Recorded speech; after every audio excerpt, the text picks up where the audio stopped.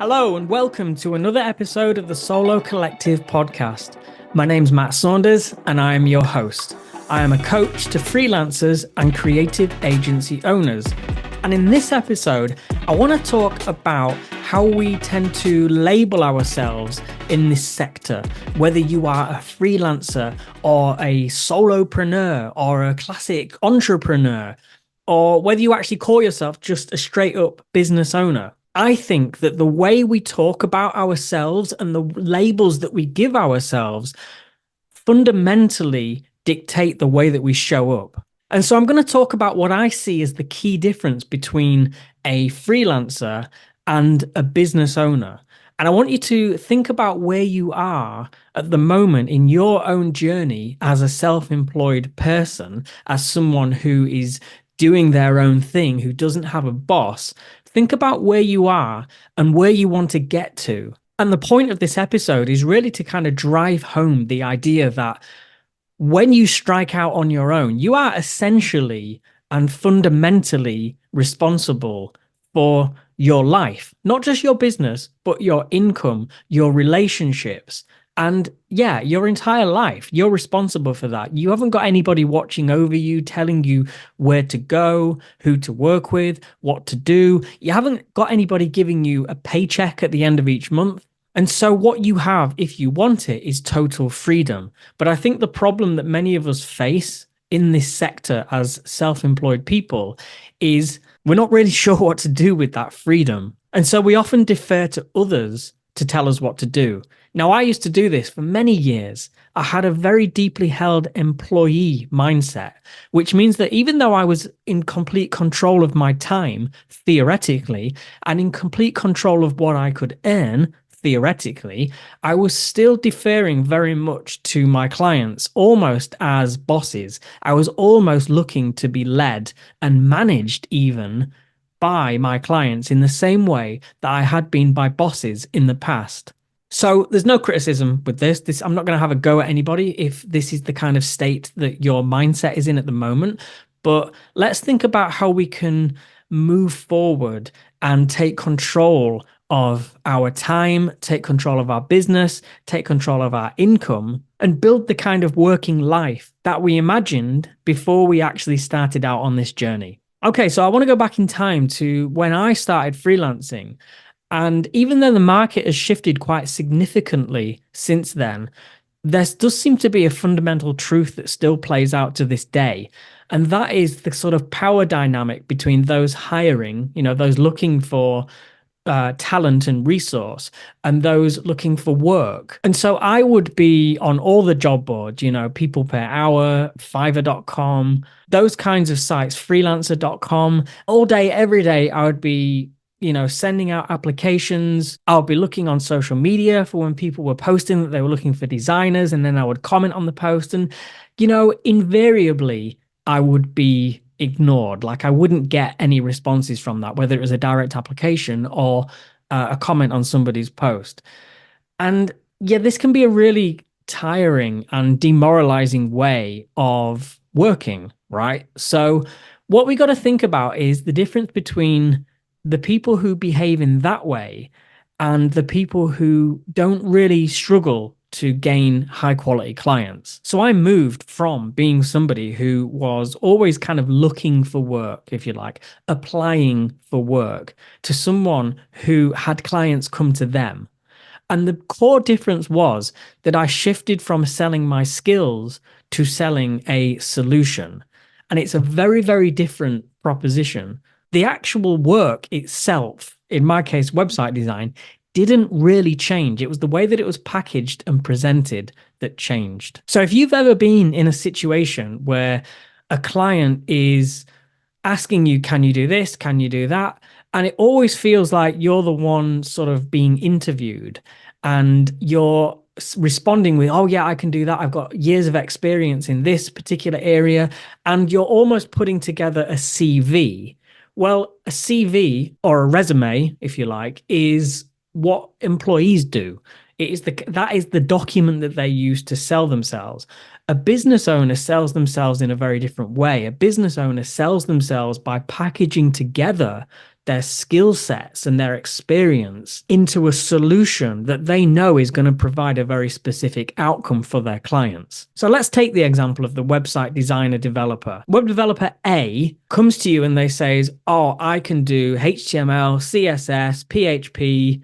I've got experience in these different JavaScript frameworks, and this is my day rate. Cool. That's your classic contractor slash freelancer slash employee mindset at work. It is somebody who is looking at their skills and selling their skills to be used as a resource for that company. Now, web developer B comes to the table with a completely different proposition. They say something along the lines of, I can help companies just like yours to achieve these goals. So in my case, I set up a business to help charities raise more money online. The underlying deliverable was the same. It was a WordPress website with a series of predefined plugins that I knew were going to support that goal. But the point is that the proposition was packaged very, very differently. And so when a prospective client got in front of me, it was a no-brainer because they were talking to other web developers and they were all talking about their skills.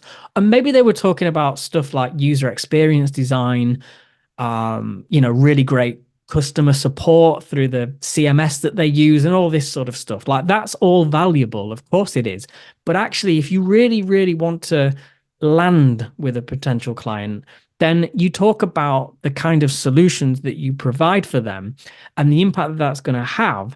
It's a much better sales conversation and it's a much easier sell as well. So if I was to go back in time and speak to myself when I started freelancing, I would give myself 3 pieces of advice. I would say, first of all, get very, very clear on the sorts of businesses that you want to work with. Because at the time I was taking on all kinds of rubbish, loads of different types of projects, different sectors, different sizes. Some of them were sort of contracting day rates. Others were tiny little micro businesses, individuals that had come up with some crazy ideas. Yeah, these were great learning experiences, but, it was something that ultimately needed to change because I wasn't moving forward and I was getting quite stressed out by my business. So what you've got to do is you've got to get very clear on the kinds of businesses that you want to work with and also the businesses that you don't want to work with so that you can weed out those bad fit clients and projects when they come your way. And the second thing to do is define very specifically what you actually do for a client. So you don't get dragged into offering a ton of services that are outside of your comfort zone or outside of your area of expertise. I once had a web developer client who asked me if I could run paid ads to the website. And just through sheer fear of losing them as a client, I said, yeah, I can do that. Now, I was transparent with them that I hadn't done this before, and they were fine with that. And I found somebody who I could outsource the work to. But, it didn't perform because they weren't particularly inspired by the project. They just wanted to get some traffic to the website. I wasn't particularly knowledgeable or inspired by paid ads. I didn't really know the game and I didn't want to really learn much about it. And so you can see that the underlying mechanism that made this happen was fear. And so I would absolutely say to myself and anyone else who is at that stage in their business where they're being led by their clients and taking on all kinds of different types of services that they wouldn't ordinarily offer, just, saying yes all the time. I would say, let's start saying no more often to the stuff that sits outside of the scope of what we do. Get very clear on what it is that you do and what you don't do with clients so that when clients start asking you, can you do this? Can you do that? And it is not within your area of expertise, you can confidently say, no, I don't do that, but I do these things here. It is better to master a few core skills than to spread yourself too thinly and under-deliver on all fronts. And it is bitter experience speaking there, okay? So once you've got very clear on who you want to work with and what you want to do for them, the next thing is to simply bundle this into some kind of unique proposition that your clients can understand very easily. Because when they understand something easily, they can just buy it easily. Confusion and lack of clarity is what turns people off. I've been on so many portfolio sites for freelancers and even full-scale creative agencies, And there's no coherent theme. There's nothing hanging the work together. And there's no message that speaks to a specific kind of audience. And therefore, it doesn't matter how cool the work is, or how high quality it is, or how many awesome pictures of your cool office you have on there. It's not really going to land. Because simply put, clients are just businesses that want to make money or save money or have something happen within their business that you can help them with. So clarity of message is very, very important. And if you can then segue in an irresistible no-brainer offer, you'll have a business that serves you for many years to come. So for me, these are the main differences between a freelancer and a business owner. A freelancer behaves more like a cog in the machine. You know, they will sell their skills, they will slot in, they will sell their time at a day rate. Whereas a business owner has taken the time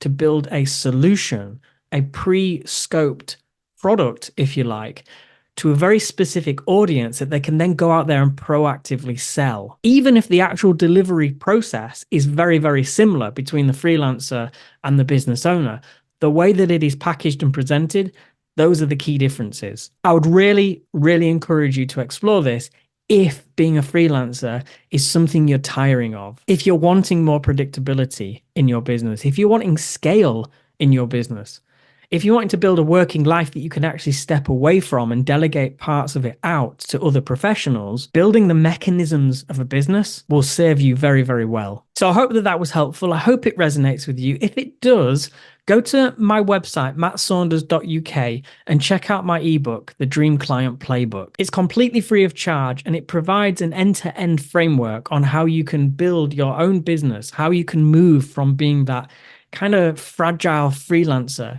to building the foundations of your own business. So that's mattsaunders.uk. Check it out. Let me know what you think. You can reach me on LinkedIn. Just search my name. That's Matt Saunders. Or you can send me an email at hi@mattsaunders.uk. If you enjoyed this podcast episode, please send it to one of your peers in our industry. The more people that we engage in this conversation, the more impact that we can have and the better we can make our sector for everybody. So thank you very much for your support, and I'll see you on the next episode.